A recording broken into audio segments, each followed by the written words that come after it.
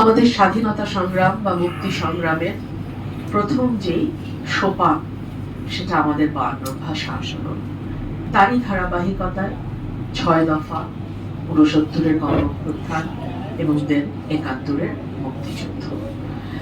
তো আমাদের ইতিহাসটা শুরুটা যদি আমরা ধরি, স্বাধীন বাংলাদেশের প্রথম যেই সোপানটা, প্রথম যেই পদক্ষেপটা নেওয়া হয়েছিল সেটা ছিল আমাদের 52 ভাষা আন্দোলন। এবং পৃথিবীতে বাংলাদেশ ছাড়া আর কোনো জাতিগোষ্ঠী কিন্তু ভাষার জন্য জীবন দেয়নি।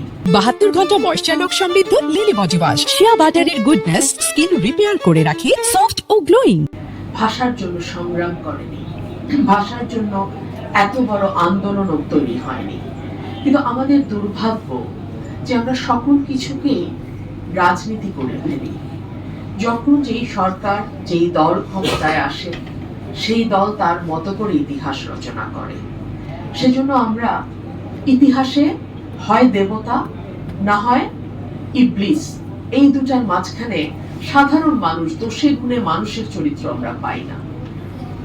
আমাদের দুর্ভাগ্য, সরকার এসেছে, সরকার গেছে, ভাষা আন্দোলনের প্রকৃত ইতিহাস কিন্তু কোথাও লেখা হয় না।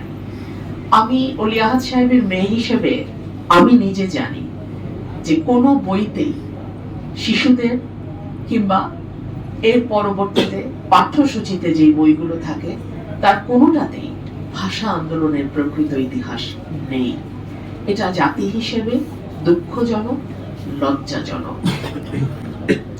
আমার মনে পড়ে আমি যখন ছোট ছিলাম, হোসেন মোহাম্মদ এরশাদ তখন ক্ষমতায়, এবং আমার বাবা ইত্তেহাদ পত্রিকার প্রকাশক এবং সম্পাদক ছিলেন। এই পত্রিকায় সরকারের সমালোচনার জন্য তিনি বছরে 9 মাসই কারাগারে থাকতেন।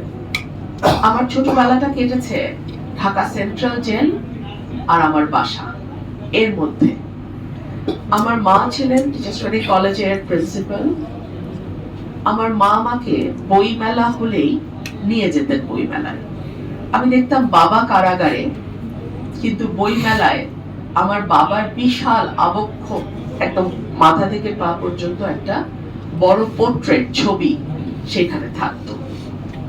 ছোটবেলাটা আমি এটা দেখেই বড় হয়েছি যে না, ঠিক আছে, বাবা জেলে আছে, কিন্তু বই মেলায় আমার বাবার বিশাল একটা পোর্ট্রেট থাকতো। অর্থাৎ আমি বলতে চাচ্ছি 80-র দশক পর্যন্ত কিন্তু ইতিহাসটাকে অতটা দলীয়করণ বা অতটা বিকৃত করার চর্চা হয়নি। বাবাকে তার রাজনৈতিক মতের কারণে কারাগারে থাকতে হয়েছে, কিন্তু তার যে প্রাপ্য সম্মান এবং ভাষা আন্দোলনের মুখ্য চরিত্র হিসেবে তার যে ভূমিকা, সেটা কিন্তু তৎকালীন সরকার মুছে ফেলবার চেষ্টা করে না। কিন্তু এরপরে যখন দলীয় সরকার আসা শুরু করলো, আওয়ামী লীগ, বিএনপি, বিএনপি, আওয়ামী লীগ, এরপরে আর আমি ভাষা আন্দোলনের সত্যিকারের যারা নায়ক তাদের ছবিটাকে ধীরে ধীরে ধীরে ধীরে মুছে যেতে দেখলাম। এটা জাতি হিসেবে আমাদের জন্য লজ্জার।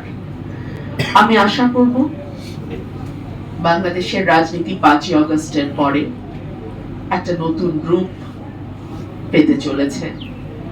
অন্তত মানুষের মধ্যে আগ্রহ তৈরি হয়েছে, তরুণ প্রজন্মের মধ্যে রাজনীতির বিষয়ে আগ্রহ তৈরি হয়েছে। এটা আমাদের জন্য একটা আশার বাণী। আশা করব বাংলাদেশের বিনির্মাণে যাদের ভূমিকা আছে, যাদের হাত ধরে আজকে বাংলাদেশটা এতদূর এসেছে, তাদের প্রত্যেককে তার তার প্রাপ্য সম্মান বুঝিয়ে দেয়া, তাদের প্রত্যেককে নাম, যার যতটুকু ভূমিকা তার ততটুকু স্বীকৃতি ইতিহাসে থাকবে, এটুকুই আমি আশা করি।